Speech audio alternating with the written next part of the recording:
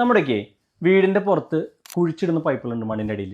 അതൊക്കെ കുറച്ച് കാലം കഴിയുമ്പോൾ വണ്ടി കയറിയിട്ടോ അല്ലെങ്കിൽ മുകളിൽ നിന്നുള്ള പ്രഷർ വന്നിട്ടോ ആ സാധനം പൊട്ടിപ്പോവുകയോ അത് ഷേപ്പ് ഔട്ട് ആവുകയോ ചെയ്യുന്ന ഒരു ഇഷ്യൂസൊക്കെ വരാറുണ്ട്.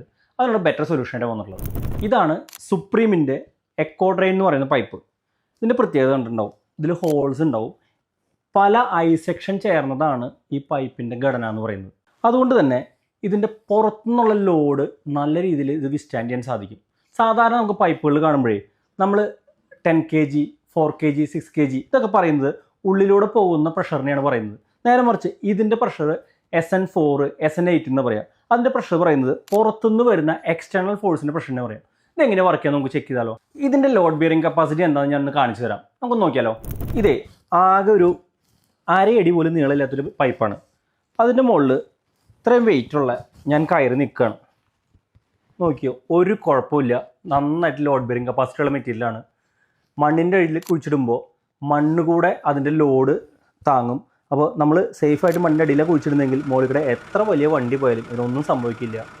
ധൈര്യമായിട്ട് ഉപയോഗിക്കുന്ന ഒരു മെറ്റീരിയലാണ്. അപ്പോൾ നിങ്ങൾ ഇതിൻ്റെ കപ്പാസിറ്റി കണ്ടല്ലോ. അപ്പോൾ നമുക്ക് ഇതിനെ റെക്കമെൻഡ് ചെയ്യാം.